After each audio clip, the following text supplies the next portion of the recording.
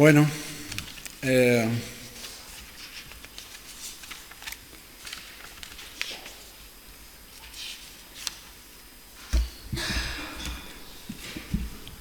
vamos a hablar un poco porque el tema es muy largo, sobre la Iglesia. Últimamente hablamos mucho de la Iglesia, de ser una iglesia, de cómo tiene que ser una iglesia. El libro de Colosenses, de alguna manera, Pablo toca mucho este tema, la posibilidad de crecer juntos, de madurar juntos, de muchas cosas que ocurren estando juntos en la iglesia, de la edificación mutua, de cómo edificarnos unos a otros, cosas que, aunque los términos los conocemos, las palabras las conocemos, yo no sé si tanto lo practicamos, si es algo que llegamos a saber exactamente qué significa, si es algo que vivimos, ¿no?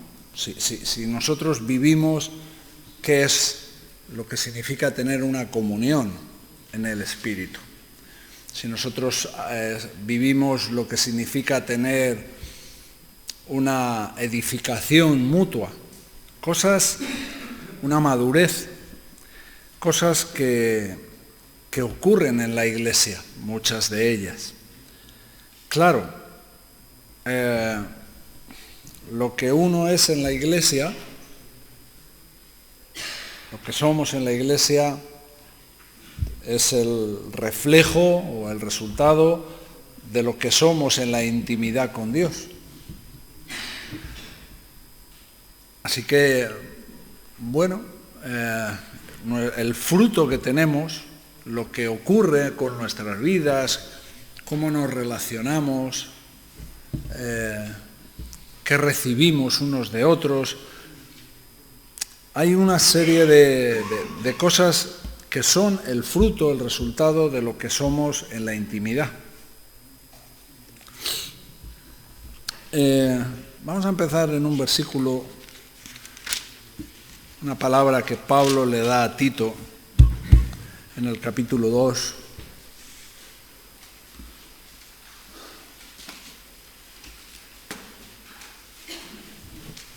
Para poder empezar un poquito este tema.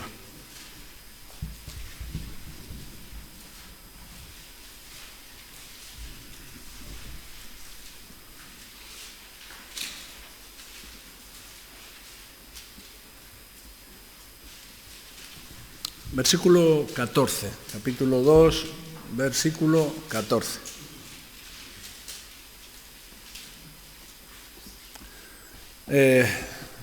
Quien se dio a sí mismo por nosotros para redimirnos de toda iniquidad, ¿no? Aquí está hablando de la obra de Cristo, lo que Cristo hace en nuestras vidas, del plan de salvación de Cristo en nuestras vidas. Cristo se da a sí mismo, Él no fue obligado a la cruz, Él fue por voluntad propia, Él se dio a sí mismo por nosotros para redimirnos, para perdonarnos de todas nuestras maldades, de todos nuestros pecados. Pero el versículo no acaba ahí. Como veis ahí, hay una segunda parte de este versículo que dice que al mismo tiempo que está hablando de la salvación, o sea, como un tema que va conjunto con la salvación, que va en el mismo tema o en la misma esencia de la salvación, tiene que ver con purificar para sí un pueblo propio, celoso de buenas obras. Bueno, así que vemos aquí cómo Pablo, cuando está hablando a Timoteo y le está hablando de la salvación, dentro de este plan de la salvación vemos que hay un plan para la iglesia también. Un plan de santificar, de purificar una iglesia, un pueblo santo, que tiene que ser, que se tiene que manifestar, que se tiene que ver en su celo, en su anhelo, en su deseo de hacer lo correcto, de hacer buenas obras. Y esto me llama la atención, ¿no? Me llamaba la atención grandemente, porque a veces nosotros, no sé si durante los años, no sé si por la enseñanza que hemos tenido, no sé por qué razón, pero bueno, hemos tratado, hemos hablado sobre la obra de salvación en nuestras vidas, los que son salvos y los que no, los que han nacido de nuevo y los que no, los que son cristianos y los que no. Pero no hemos tratado, no ha sido el tema el decir, eso tiene que ser el resultado o el fruto de eso es estar o pertenecer a una iglesia que está siendo purificada, santificada y que tiene que manifestarse en buenas obras. La iglesia de Cristo es una iglesia mística, vamos a decir, es una iglesia espiritual. La iglesia no son 4 paredes, no son edificios, no son grupos. La iglesia de Dios, el cuerpo de Cristo, es un cuerpo espiritual al que pertenecen todos los nacidos de nuevo. Y Cristo está haciendo una obra de purificar, de santificar esta iglesia. Pero la iglesia tiene que responder a eso. El fruto de lo que está haciendo Cristo en medio de nosotros son buenas obras. Buenas obras. No es que las buenas obras sean necesarias para que la iglesia sea purificada. Las buenas obras no es con lo que nosotros pagamos la salvación. Las buenas obras no son obras para ser salvos. No tiene nada que ver con eso. Es al contrario. Somos salvos y por ser salvos, por ser parte, por haber tenido parte en la salvación, por Cristo haber salvado nuestra vida, nosotros tenemos que formar parte, somos parte de esa iglesia que está siendo purificada y se ve, el fruto se manifiesta en ese celo, en ese anhelo de buenas obras. Así que una de las cosas que tenemos que ver es que nuestra comunión, nuestra relación, nuestra responsabilidad también, vamos a usar estas 2 palabras, nuestra comunión y nuestra responsabilidad, o sea, nuestro compromiso no es solamente con Cristo, no solamente es, tenemos que estar enfocados en ese compromiso, en esa relación con Cristo, en esa comunión con Cristo, sino que tenemos que estar comprometidos. Tenemos una responsabilidad hacia la iglesia. ¿Esta es tu iglesia? ¿O esta es la parte de la iglesia donde tú estás formando parte del cuerpo de Cristo? Bueno, pues hay una responsabilidad de tu parte, de mi parte, hacia la iglesia. Hay un compromiso no solamente en nuestra relación con Dios, sino que Dios nos está enfocando y nos está diciendo, tenéis que tener un compromiso con la iglesia, una relación con la iglesia. Algo se tiene que manifestar de nuestras vidas hacia la iglesia. Yo no sé si seré capaz de explicar lo que quiero decir, pero bueno, vamos a intentarlo. Muchas veces hablamos de planes, hablamos de asuntos donde está involucrado nuestro cristianismo. Hablamos de planes, de cosas que tienen que ver con nuestro cristianismo. Realmente todos nuestros planes deberían de tener que ver con nuestra relación con Dios, con nuestro cristianismo. Pero si te das cuenta, muchas veces dejamos fuera de nuestros planes nuestro compromiso con la Iglesia. Pensamos en lo que yo tengo que hacer, en lo que es bueno para mí, o en lo que es bueno para mi familia. Y está bien. A veces, no estoy hablando de hacer cosas malas, estoy hablando de planes, de compromisos, de decisiones que tomamos que tienen que ver o bien con nosotros o con nuestra familia o con nuestro compromiso con Dios. Pero de esos planes, muchísimas veces, dejamos fuera la Iglesia. No tenemos un pensamiento en cuanto a mi compromiso con la Iglesia, mi relación con la Iglesia. Y estoy hablando de algo espiritual, no estoy hablando con, eres miembro de esta iglesia, pues tú tienes la obligación de venir aquí todos los domingos y tienes que pagar las ofrendas o dar ofrendas, No estoy hablando de esas cosas que forman parte, que también son congregarse, las ofrendas son cosas que forman parte. Pero estoy hablando de un compromiso espiritual con la Iglesia. No sé si me estoy explicando, ¿sí? Me da la impresión de que no. Me miran así un poco raro.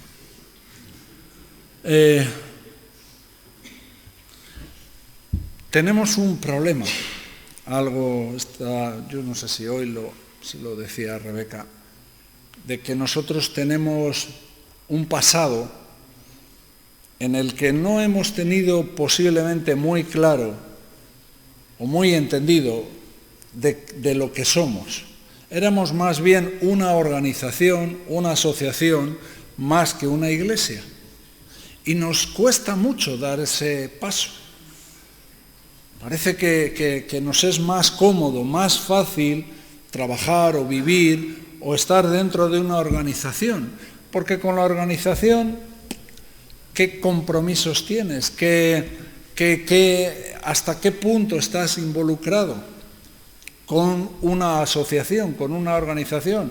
Mientras estás aquí, bien, pero mañana me voy y se acabó, ya no tengo más compromiso con la asociación, con la organización. Pero no somos algo más. La asociación es una especie de estructura que nos hace falta para trabajar en el tema de toxicómanos y otra serie de cosas. Pero ahora estamos aquí no como asociados de la asociación Reto. No estamos como socios, no estamos como pertenecientes a una organización, estamos como cristianos. Y el hecho de ser cristianos, si es que todos somos cristianos, o todos los que somos cristianos que estamos aquí, automáticamente, el otro día lo explicábamos, significa, lo dice Corintios, que hemos sido bautizados en el cuerpo de Cristo, que el Espíritu Santo nos ha hecho formar parte de la Iglesia.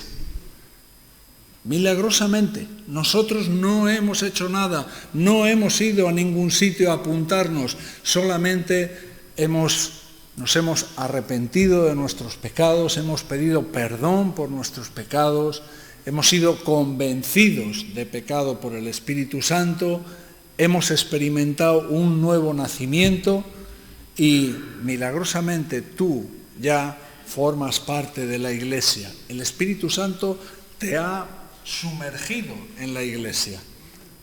Eres de la Iglesia por completo. Pero eso es bíblicamente.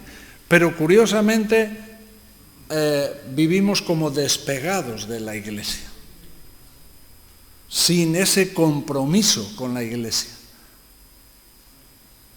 No está en nuestros planes la iglesia.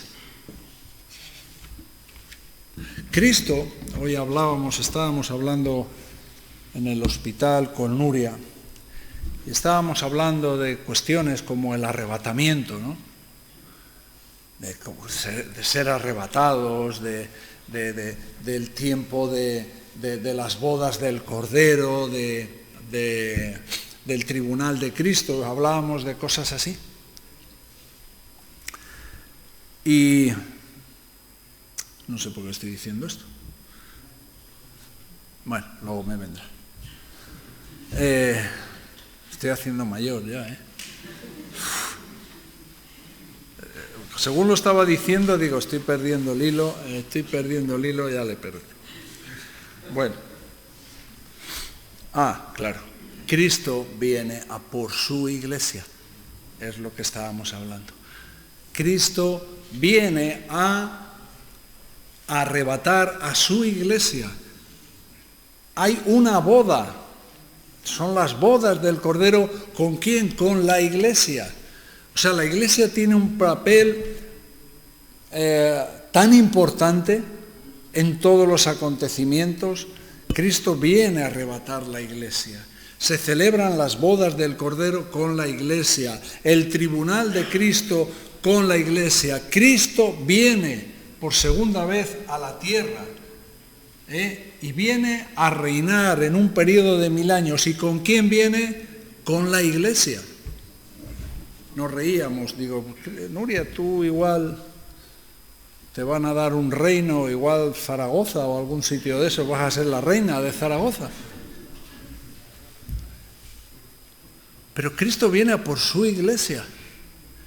¿Y cómo es que nosotros le damos tan poca importancia, tan poco compromiso, tan poca responsabilidad tenemos hacia la iglesia?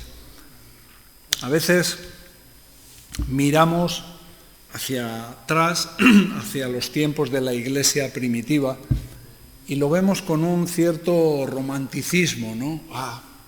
Qué guapo, ¿no? Eran los primeros cristianos, qué bien, cómo... Bueno, eso no está ahí, la historia de los primeros cristianos, de los apóstoles y todo ese tiempo, no está ahí para que nosotros tengamos una visión romántica de ello. Está ahí como un ejemplo. Es más, en muchos aspectos es una vida bastante parecida a la que tenemos nosotros viviendo en comunidad. En muchos aspectos.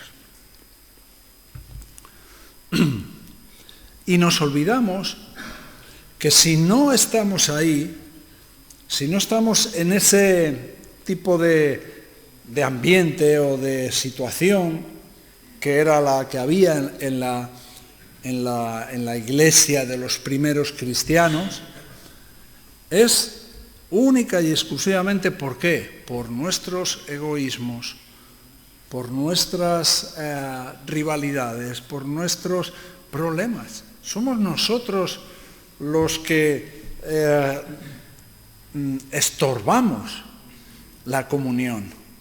Somos nosotros los que, los pilares de la iglesia, los fundamentos de la iglesia, a veces somos nosotros mismos los que les estamos estorbando, lo estamos tirando por tierra.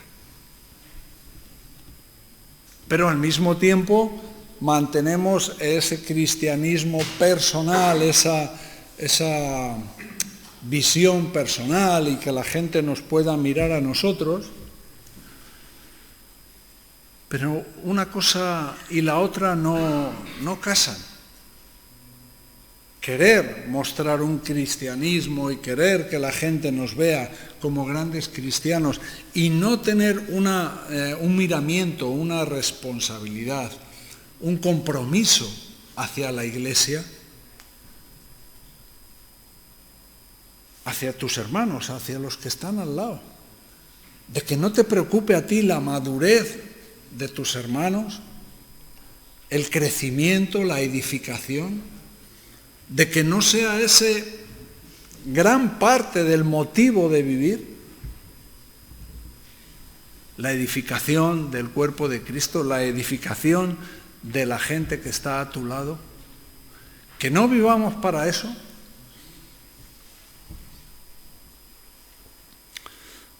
La señal, realmente, el punto importante que nos diferencia de esa iglesia, vamos a decir, primitiva, o esa iglesia tan ejemplar, es su renovación, la vida del Espíritu Santo en la iglesia. De esto hemos estado hablando. Y por eso estamos tocando este tema, para ir rematando un poco, para ir explicando. La Iglesia no se puede entender sin la obra del Espíritu Santo. La obra del Espíritu Santo es una obra de presencia constante en la Iglesia. Es como el que prepara a la novia, el que prepara a la iglesia, el que la viste, el que la purifica, la santifica para sus bodas con Cristo. Purificar para sí un pueblo propio. Esa es la obra que hace el Espíritu Santo. ¿Cuáles eran las evidencias bíblicamente del poder del Espíritu Santo? ¿De qué manera se manifestaba el poder, la obra del Espíritu Santo en la iglesia? Como tú y como yo, fácilmente, sin ser muy profundo espiritualmente, sin ser muy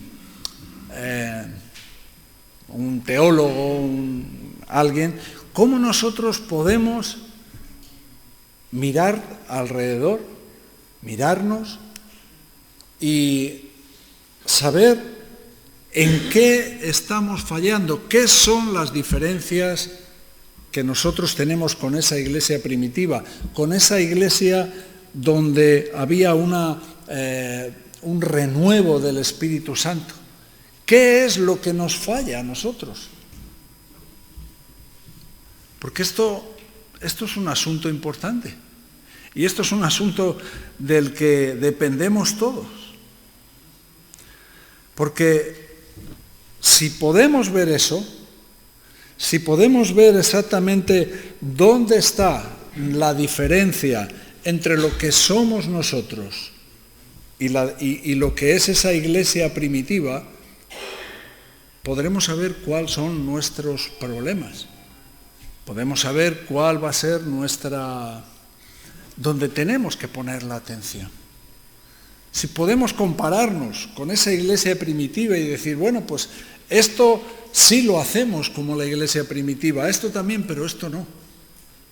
Podremos identificar en qué cosas nosotros estamos fallando.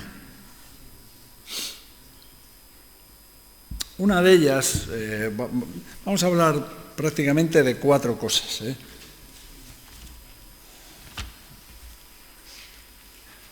El otro día Javi, ¿está Javi aquí? Javi, cuando presentaba la reunión hablaste del capítulo 2 de Hechos, versículo 42, y bueno, cuando lo estabas leyendo me vino, ¿no? Digo, pues creo que tenemos que insistir sobre estos temas. Y en Hechos, aquí capítulo 2, versículo 42,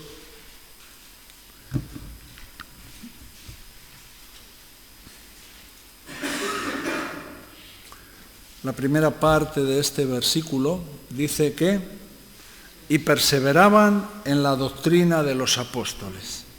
Y perseveraban en la doctrina de los apóstoles. Esta era la primera señal de identidad que tenía la iglesia. La iglesia es una iglesia bíblica, 100% bíblica. Ese es uno de los problemas que sí hemos tenido y que a mí, bueno, por lo menos creo que no me cuesta identificarlo y decir, pues sí, no hemos sido estrictamente una iglesia bíblica. Más bien hemos sido muchas veces una, como decía al principio, una asociación, una organización, un grupo cristiano, pero vivíamos más involucrados me parece que lo hemos hablado el otro día, en sentires, visiones, experiencias. Éramos más bien una iglesia experimental, una iglesia donde las experiencias, donde esos sentires tenían mucho más peso, tenían mucho más importancia que la propia palabra. No sé si os acordáis que os dije que yo he escuchado en reto, no en una iglesia, en reto decir a la gente: esta persona tiene la visión, por tanto está por encima de la palabra. Si la visión está por encima de la palabra, bueno, pues entonces lo que somos unos visionarios y cada uno tiene su visión, su idea. Pero entonces, claro, o sea, si yo tengo la visión, ¿no? Si yo vengo aquí con una visión, que una persona tuvo una visión de mí una vez, de que yo estaba subiendo una especie de rodillo muy pesado, que me estaba costando mucho, con muchas dificultades, pero yo intentaba y al final, bueno, conseguía subir esa rueda y demás. Si yo cuento la visión, que es una visión real, y ponemos esa visión como por encima de todo, da igual lo que yo haga, o incluso cómo me comporte, o lo que te diga a ti, o cómo trate tu vida, o lo que sea. ¿Por qué? Porque tengo la visión. Y tú vas a tener que someterte y respetarme porque yo he tenido la visión. Automáticamente es como si yo, como he tenido la visión, tengo toda la autoridad. Y eso no es bíblico. Puede ser una visión correcta, pero si es una visión correcta tiene que ser bíblica. Pero nunca las visiones pueden estar por encima de la palabra de Dios, y las experiencias tampoco. Si yo vengo ahora hablando y contando de un montón de experiencias que solo yo he tenido y que tú no has tenido por la razón que sea, ese mismo tipo de experiencias, me hace ponerme a mí en una situación que no es. Porque las experiencias están bien y damos testimonio de las experiencias que tenemos con Dios, pero tienen que ser experiencias que de alguna manera estén refrendadas o estén apoyadas o sujetas a la palabra de Dios. El Espíritu Santo, cuando abre esta iglesia en Pentecostés, cuando abre la primera iglesia, este principio de la iglesia, que es este acontecimiento de Hechos del capítulo 2 de Pentecostés, lo que hace realmente el Espíritu Santo es abrir una escuela. Eso es como muchos teólogos lo enseñan. Lo que el Espíritu Santo está haciendo es abrir una escuela, es enseñar. Una iglesia tiene que ser especialmente un sitio donde se predique la doctrina de los apóstoles. Específicamente, especialmente, una iglesia es donde se enseña la doctrina de los apóstoles. ¿Cuánta doctrina de los apóstoles? Toda. Toda la doctrina de los apóstoles. Toda, no parte. No solamente estas partes. Aquí es la parte que no compartimos mucho con el dispensacionalismo, ¿no? Que solamente hay para una parte. Toda la doctrina de los apóstoles, aquí lo vemos, perseveraban en ¿Cuánta doctrina de los apóstoles? No nos especifica. No hay una nota a pie de página que dice, bueno, solamente en lo que se refiere a partir de tal fecha o en este tipo de doctrinas. No, perseveraban en la doctrina de los apóstoles. La Iglesia tiene que ser una Iglesia que persevera en la doctrina de los apóstoles. Una Iglesia que es rica en la presencia del Espíritu Santo, una Iglesia renovada por el Espíritu Santo, una Iglesia llena del Espíritu Santo, es una Iglesia que estudia la palabra.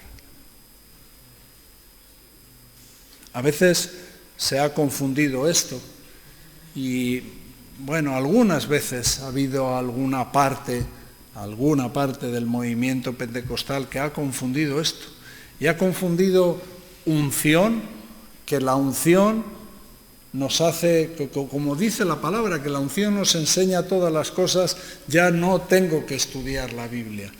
Y no es lo que está diciendo. La unción no sustituye para nada el estudio de la palabra de Dios. La unción no quita la autoridad de la palabra de Dios para nada, para nada.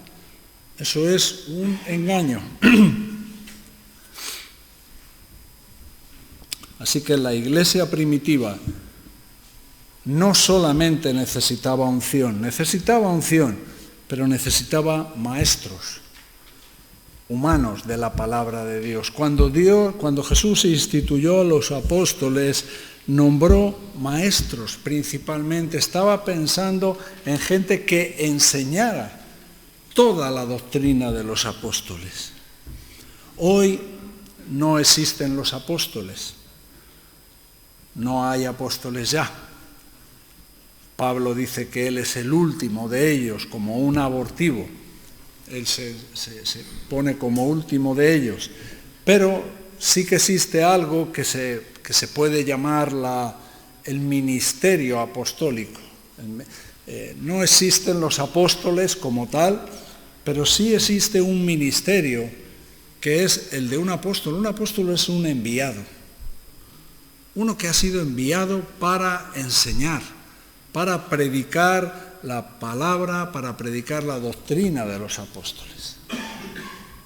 Y eso es lo que debemos ser, o anhelar también, tener ese ministerio apostólico, no ser apóstoles, tener ese ministerio apostólico. Pero para ello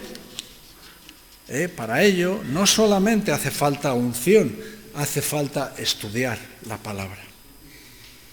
Así que Iglesia y estudio de la palabra son cosas inseparables. Iglesia y la doctrina de los apóstoles son cosas inseparables. No hay iglesia que no necesite el estudio de la palabra. Será otra cosa, pero no será una iglesia.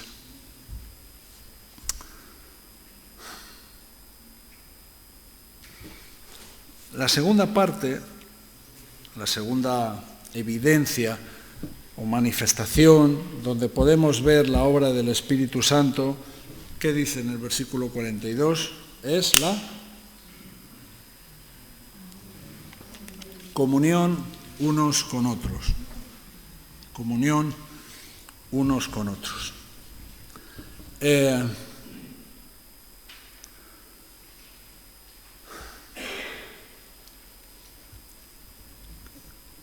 ¿Cuál es la traducción? ¿Cómo se dice en griego comunión?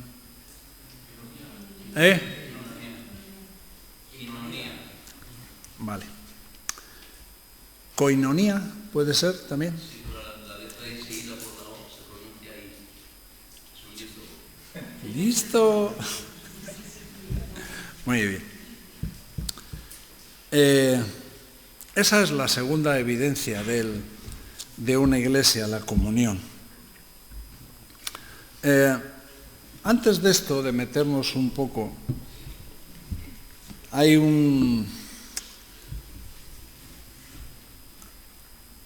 hay algo que tiene que ver también con el estudio de la palabra y con todo, y es por qué en la Iglesia, por qué existen tantos desacuerdos, tantos pleitos, tantas confrontaciones, ¿no? ¿Por qué?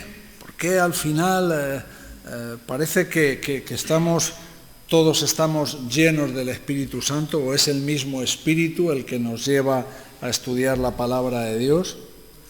Es la misma palabra, pero acabamos en posiciones, en situaciones diferentes. Yo creo que hay que tener como unas pautas a la hora de estudiar la palabra de Dios. Vamos a hablarlo un poquitín antes de meternos en esta comunión. El punto número 1 es aceptar, todos tenemos que aceptar la autoridad suprema de las Escrituras. Uno de los conflictos, de los pleitos, de las razones de por qué hay ese tipo de enfrentamientos, es cuando se manipulan las Escrituras. Es cuando mezclamos la autoridad de las Escrituras con lo que hemos dicho antes, con visiones personales, experiencias, cosas, y cuando ponemos a veces nuestra autoridad por encima de la palabra de Dios, cuando queremos que la palabra de Dios diga lo que yo quiero que diga y no yo decir lo que dice la palabra de Dios. Soy yo el que me tengo que someter, sujetar bajo la autoridad de la palabra.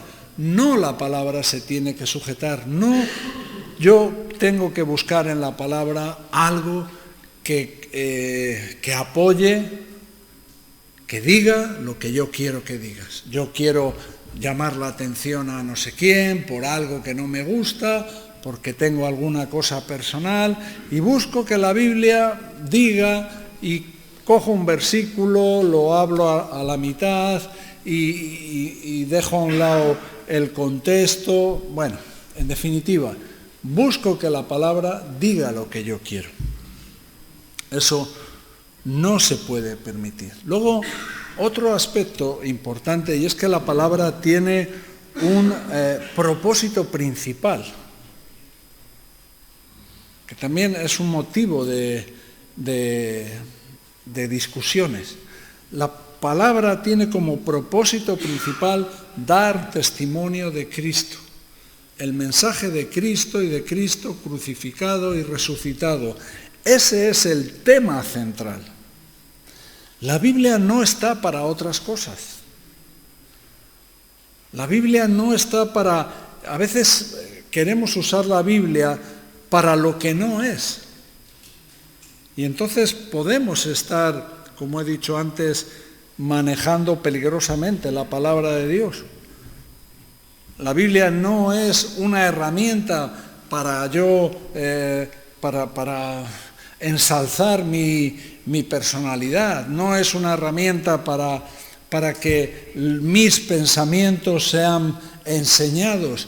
No es nada de eso. La Biblia tiene un mensaje central, un propósito principal, que es hablar de Cristo y de su muerte en la cruz. Y cuando tú te centras en esto y en la justificación por la fe, no hay desacuerdos, a no ser que sea una herejía o sea un falso profeta. Pero cuando tú has aceptado la autoridad suprema de la palabra de Dios y aceptas ese mensaje principal, ese propósito, es muy difícil que sea ese motivo, y no usarla, pues eso, como un instrumento de juicio, de crítica o de otras cosas. Otra cosa que es importante en cuanto a la palabra de Dios es una buena hermenéutica. La hermenéutica es la manera en la que interpretamos la palabra de Dios. ¿Cómo interpretamos, cómo estudiamos la palabra de Dios? Porque aquí también podemos utilizar medios equivocados. Por ejemplo, cuando hay mucha gente que ve la Biblia como una alegoría, como un cuento, como una fábula, como algo... y entonces cuando tú las cosas que son literales, por ejemplo, en el principio creó Dios los cielos y la tierra. En el principio creó Dios los cielos y la tierra. Y ahí empieza a contarnos la creación. Mucha gente ve eso como una alegoría, como una especie de cuento para más o menos hacernos entender que Dios es importante en todas las cosas y en la creación, pero que realmente no fue así, que fue de otra manera. Entonces mi hermenéutica, mi manera de interpretar la Biblia está trayendo una confusión. Y eso trae muchos motivos de división. Hay una manera correcta de estudiar la Biblia y es la manera literal. Literal. La Biblia en un tanto por ciento muy alto es una palabra literal. Lo que dice es lo que ha pasado. Hay algunos casos, algunos textos, algunas enseñanzas que claramente tú ves una alegoría. Ves una alegoría. Y entonces, bueno, las alegorías también se pueden interpretar, se pueden ver. ¿Cómo lo hacemos? ¿Cómo interpretamos la Biblia? Primero hemos dicho, literalmente en un tanto por ciento muy alto de las cosas. Segundo, tenemos el contexto. Quiere decir, cuando tú lees un versículo, y a veces te puede ocurrir que hay un versículo que parece que está diciendo lo contrario que otro, o que tú estás apoyándote en este versículo y el otro se está apoyando en otro y parece que eso ya es motivo de discusión. Bueno, el contexto, todo lo que está alrededor, todo lo que la Biblia está diciendo antes y después, a veces nos aclaran el sentido de esos versículos. Así que cuando no entendemos la palabra, lo primero es orar. Orar. Que el Espíritu Santo nos dé luz, que nos alumbre para poder verlo. Luego hay que estudiar el contexto. Luego hay otro contexto, que es el contexto histórico, es decir, ¿a quién está diciendo Pablo esto? Si os dais cuenta, en los estudios de Colosenses constantemente decimos, Pablo estaba escribiendo esto, ¿desde dónde? Desde la cárcel. Él estaba en la cárcel, no les conocía. ¿Quién eran ellos? Eran colosenses. ¿En qué momento estaban viviendo? Bueno, en un momento. Y eso te ayuda a entender algunos versículos, algunas cosas de lo que está diciendo. ¿Por qué lo está diciendo? Pues porque están siendo atacados por ciertas doctrinas, ciertas herejías. Entonces el contexto literario de lo que dice la palabra, el contexto histórico, son cosas que nos ayudan a buscar el sentido. ¿A quién le está diciendo esto? ¿Quién es el que está diciéndolo? ¿En qué situación está? La otra cosa es, que lo hemos dicho también muchas veces, que la Biblia se interpreta a sí misma.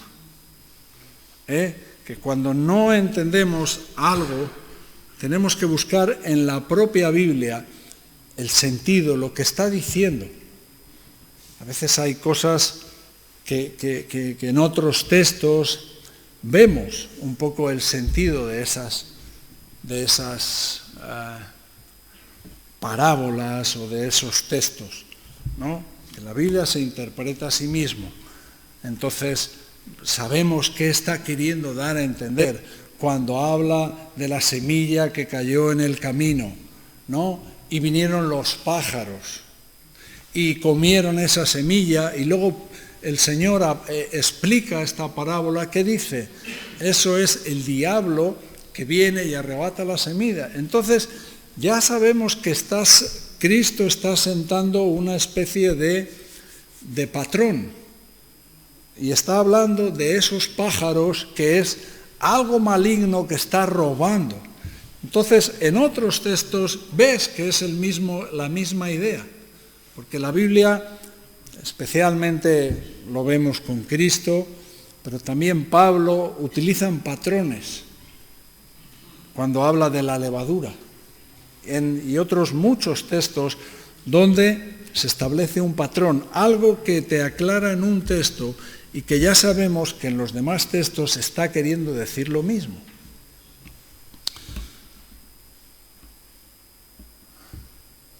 Otra cosa que tenemos que entender, Dios nos habla, la Biblia es Dios hablando al hombre y Dios habla para ser entendido.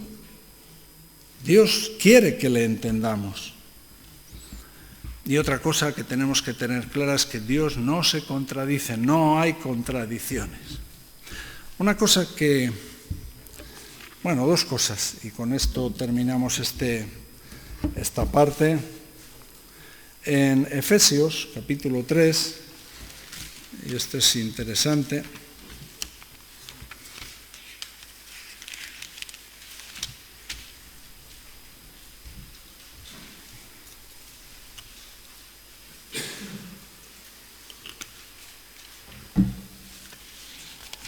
¿cómo vamos? ¿Estáis cansados ya? No se puede mentir, ¿eh? Capítulo 3, versículo 18. Vamos a leer con un poquito de calma. Efesios 3, 18. A ver, ¿qué pasa con los...?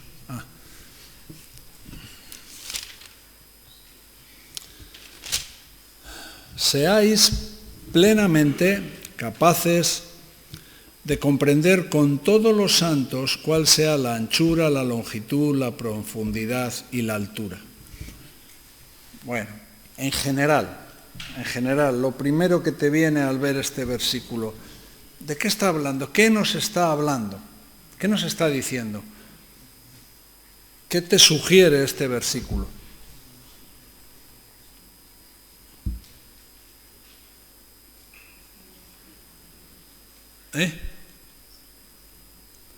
Bueno, cuando yo veo para que seáis plenamente capaces de comprender, a mí me sugiere que está hablando de crecimiento, de entender el reino de Dios, de entender la obra de Cristo, de profundizar ahí, ¿no?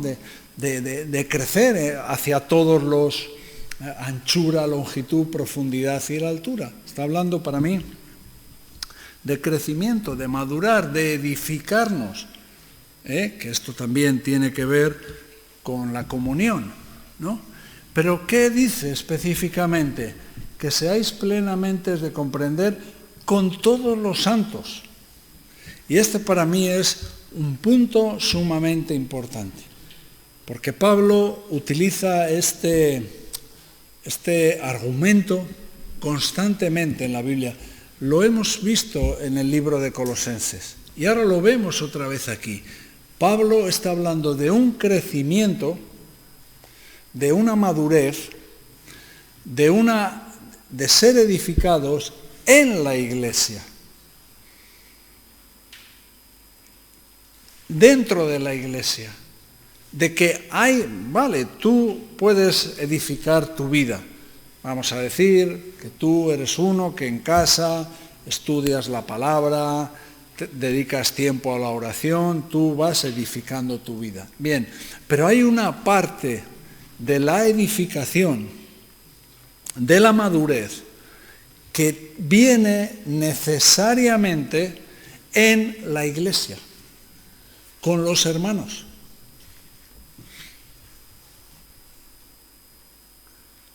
Así que yo no puedo rechazar la iglesia, no puedo olvidarme de la iglesia, no debo dejar de congregarme en la iglesia, porque si lo hago, lo que estoy haciendo es menguar mi vida, es no tener ese crecimiento que debo de tener.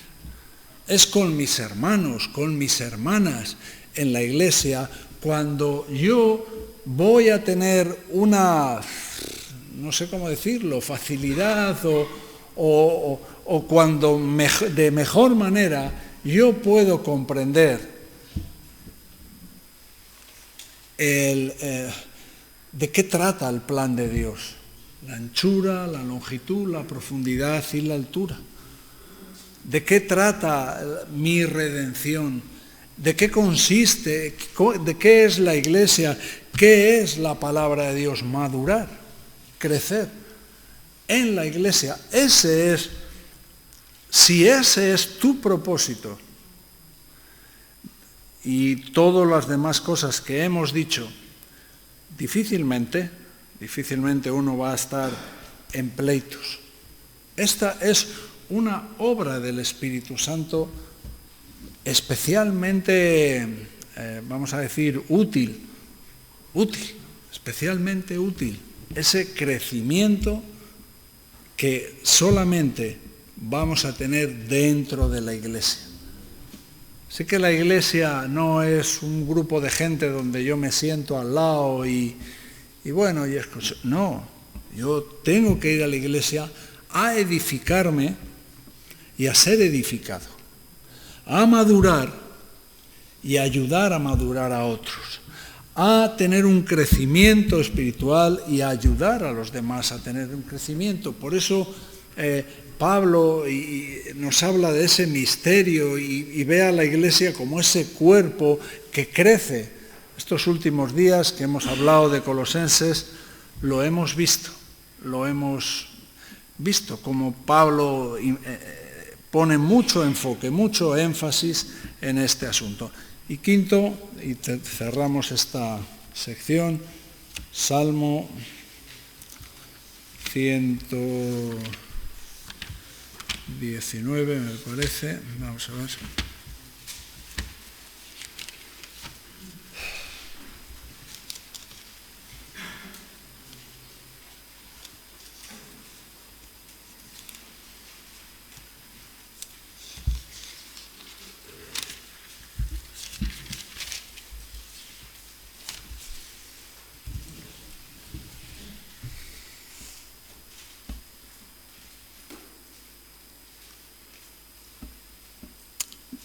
Salmo 119, versículo 18.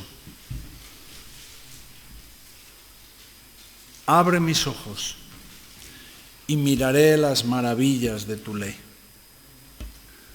Aquí lo que podemos ver, y si leemos el resto del Salmo, podemos ver un espíritu humilde, un espíritu receptivo. Un espíritu con ganas de recibir, de ser enseñado. La iglesia no es un sitio al que voy a enseñar a los demás. En la iglesia debemos de tener un espíritu humilde y receptivo para saber también lo que tenemos que aprender de los demás. Todos. Desde el que habla aquí hasta el que se sienta al final de todo. Esas son las actitudes o las maneras en las que nosotros en la iglesia difícilmente vamos a tener ese tipo de luchas, de enfrentamientos, de discusiones. Y definitivamente en el otro lado está la comunión, esa koinonía, o como has dicho, quinonía, esa comunión. Una comunión que últimamente también hemos hablado mucho de ello, no tiene que ver con relaciones personales, humanas, no tiene que ver con que yo me llevo muy bien con fulanito o con menganito. No tiene que ver con que tenemos simpatía, ¿no? que hay algo en que conectamos. La comunión es algo 100% espiritual y que tiene que tener fruto. Nuestra comunión tiene que tener un fruto espiritual. Si no, es otra cosa. Es es un colega, es alguien con el que te llevas bien, con el que estás a gusto, con el que te ríes, con el que te cuenta chistes, o de tu mismo equipo de fútbol. No sé lo que es, pero no es una comunión espiritual. La comunión espiritual no depende de nada nuestro, de ser del mismo país, de gustarnos el mismo equipo, de que tenemos una manera de pensar iguales. No depende de nada. Todo eso es completamente secundario o más. Depende 100% de mi relación con Dios y depende de ese compromiso, de ese deseo, de ese anhelo de estar en la iglesia, de que el Espíritu Santo obre en mi vida. Es una obra del Espíritu Santo. Y tú vas a ver la diferencia. Tú vas a saber con quién tienes comunión, porque con quien tienes comunión no tienes que esforzarte, no tienes que cultivarlo, no tienes que estar llamando por teléfono, no necesitas nada, porque está sostenido por el Espíritu Santo. Es una comunión. Es cuando ves que estar con una persona, con alguien de la iglesia, te edifica. Te edifican las conversaciones, te edifica compartir cosas, trae una edificación a tu vida, te viene bien estar con esa persona, te ayuda a madurar. Esa es la comunión que no tiene nada que ver, ya os digo, con otro tipo de relaciones carnales, con estar muy unidos a otros, con llevarse bien, con tener sentimientos por otra persona. No tiene nada que ver. Segundo, vamos otra vez ahí a Hechos, capítulo 2, y ya vamos a ir acabando.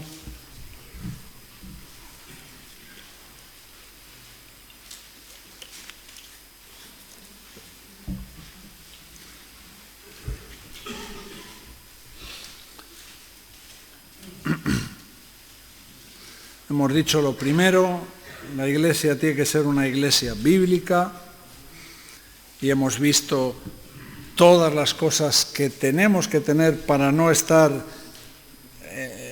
discutiendo, pegándonos, o sea, teniendo pleitos constantemente. Hemos puesto lo segundo, la comunión, y podíamos, pero bueno, ya vamos un poco justos, ver muchos versículos sobre ello. Pero aquí lo que dice en el versículo 42, perseveraban en la doctrina de los apóstoles y en la comunión unos con otros, en el partimiento del pan y las oraciones. Tercero, versículo 44 y 45. Todos los que habían creído estaban juntos y tenían en común todas las cosas y vendían sus propiedades y sus bienes y los repartían a todos según la necesidad de cada uno. Mira, esto es otra de esas buenas obras que veíamos al principio, o vamos a decir un fruto de una iglesia bíblica, una iglesia donde está la comunión, una iglesia llena del Espíritu Santo. Una iglesia llena del Espíritu Santo es una iglesia donde lo que se mueve es la generosidad,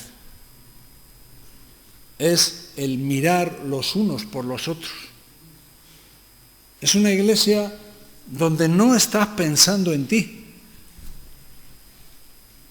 como he dicho antes, pensando en ti, en tus necesidades, en tus cosas, y no pensando en la iglesia. Lo que te mueve en la iglesia es ese compromiso con la iglesia.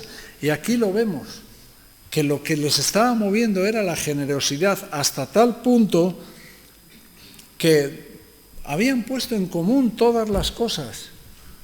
No había problema. ¿Por qué? Porque sabía que cada uno al final iba a tener lo que necesitaba. Y con eso estaban contentos. Con eso estaban contentos.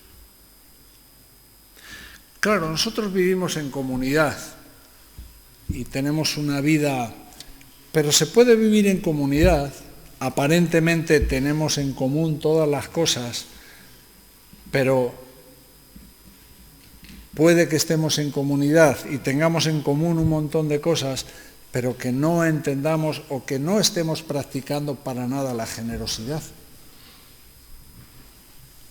Tú sabes en qué piensas, tú sabes qué es lo que te motiva, qué es lo que te preocupa. Tú sabes si lo que está motivando y preocupándote es lo tuyo, tus problemas, tus situaciones, tus necesidades. O si por el contrario a ti te está moviendo, preocupando las necesidades, las situaciones de los demás. Una iglesia llena del Espíritu Santo es una iglesia generosa. Entre ella misma, entre ellos mismos y con otra gente.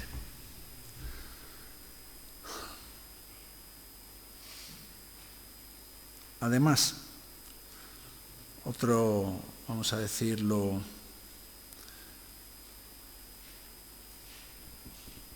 lo cuarto,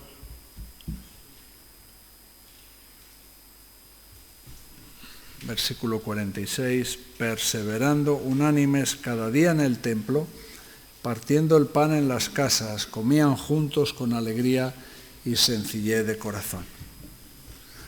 Perseveraban unánimes cada día en el templo y partiendo el pan en las casas. ¿Qué diferencia entre las iglesias que haces a veces una convención al año y tienes que andar llamando a la gente, hombre, venga, ¿por qué no vas? ¿Por qué no vas a la convención? O una reunión de oración a la semana. Venga, ¿por qué no? Cada día perseveraban unánimes en el templo, o sea, un fruto inequívoco donde se puede ver esa renovación del Espíritu Santo es en la necesidad, vamos a llamarlo necesidad, en el anhelo de adorar juntos, de estar con tu iglesia para adorar a Dios, para alabar a Dios. Ahí lo vemos. Estos perseveraron unánimes cada día en el templo y luego seguían ese partimiento del pan, esa adoración en las casas. No solamente en la iglesia, sino en las casas. Las casas eran el fruto de lo que vivían en la iglesia y la iglesia era el fruto de lo que vivían en las casas. Una necesidad de adorar juntos, un deseo de decir, venga, ¿por qué no nos juntamos? ¿Por qué no hacemos esto? ¿Por qué no? De adorar, de alabar a Dios. Repito lo que he dicho al principio, en cada cosa de estas debemos de mirarnos nosotros para ver cómo es nuestra iglesia respecto con esa iglesia, esa primera iglesia que la vemos lejos en el tiempo, pero está ahí puesta no para, como he dicho antes, para mirarla con cierto romanticismo, está ahí puesta como un ejemplo de cómo debe de ser lo nuestro. Y versículo 47, alabando a Dios, teniendo favor con todo el pueblo, y el Señor añadía cada día a la iglesia los que habían de ser salvos. El último aspecto que vemos de la iglesia, de una iglesia llena del Espíritu Santo, es una iglesia que evangeliza. Una iglesia que evangeliza. Y que evangeliza es lo que hacemos cuando Camel convoca a la gente a salir algún sábado, algún domingo, pero evangelizar es algo que es cada día. Aquí dice cada día, no los sábados, cada día. Y el evangelismo no es solamente, venga, vamos a organizar El evangelismo es eso que naturalmente tienes la necesidad de poder hablar a la gente, de que te parte el corazón ver a la gente perdiéndose, ¿no? Bueno, ¿cuántas nuevas personas han venido a la iglesia últimamente? Esto no se trata de un concurso y no quiero que alguno lo malinterprete, pero ¿a cuántas personas hablamos a veces para... Ayer yo estuve hablando con alguien, fue ayer me parece, y lo primero que me dijo Ana, dice, ¿y por qué no le has dicho que viniera? Con uno que había venido a traer una cosa, que el hombre en 2 minutos nos explicó que su vida era un desastre. Pero teníamos prisa y no le dije nada, para mi vergüenza. Y lo primero que me dijo Ana, ¿por qué no le has dicho que venga a las reuniones? Me dieron ganas de salir corriendo, lo que pasa es que él iba en moto y no... Pero, ¿cuánta gente? ¿Con cuánta gente hablamos y testificamos? Bueno, creo que esto no deben de ser, esto es más que disciplinas. Alabar a Dios no debe de ser una disciplina, debe de ser un gusto, un anhelo. Evangelizar, voy a estornudar. Evangelizar no debe de ser una disciplina, un trabajo de la asociación, una actividad de la asociación, debe de ser un anhelo. La comunión no debe de ser un mandamiento de aquí, algo, no, hay que llevarse bien, no, debe de ser algo que viene del cielo, algo, bueno, especial. Ser una iglesia generosa también. No debemos tener que esforzarnos para estar mirando las necesidades de los demás, porque si no acabaremos como Ananías y Safira, que querían estar en la iglesia, querían formar parte de la iglesia y querían tener también esa fama de generosos. Como los demás vendían sus propiedades y las ponían a los pies de los apóstoles, vamos a hacerlo nosotros también, pero su corazón no estaba en eso. Por eso sustrajeron del precio, dijeron que lo habían vendido en 100 y lo habían vendido en 200. Y Pedro les dijo, ¿para qué hacéis eso? Podíais haberlo vendido y quedaros con todo, pero es engañar al Espíritu Santo. Es querer estar mentalmente o carnalmente, querer participar de las cosas santas con trucos y con maneras que no son. Esa gente acabó mal. Acabaron mal. Fíjate, se tuvieron que poner de acuerdo para esas cosas. En fin, hoy hemos hecho un repaso un poquito de la iglesia y de lo que debe de ser una iglesia llena del Espíritu Santo, ¿no? Que es el ejemplo que tenemos en estos primeros capítulos del libro de Hechos. Que por lo menos esto nos sirva para mirar, ¿no? Para decir, bueno, yo tengo ese tipo de deseo, de anhelo de estar en la iglesia, de edificarme, de edificar a otros. O sea, ¿cómo estoy yo respecto a esto? ¿Cómo estoy yo en cuanto a estas cosas? Yo soy de estos que estoy deseando estar con mis hermanos para alabar a Dios, o para compartir, o para edificarnos, o qué. Que esto que hemos tratado hoy pueda ser un examen personal para ver cómo estamos. Porque entonces, si la semana que viene o la otra nos ponemos a hablar de ministerios, nos ponemos a hablar de dones del Espíritu Santo, no sé, es como querer empezar el libro de Hechos ahora, a partir del capítulo 6.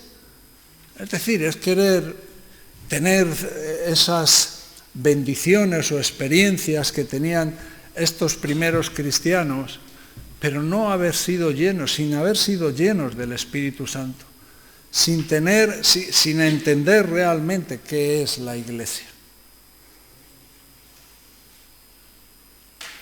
Bueno, vamos a orar y aquí lo dejamos.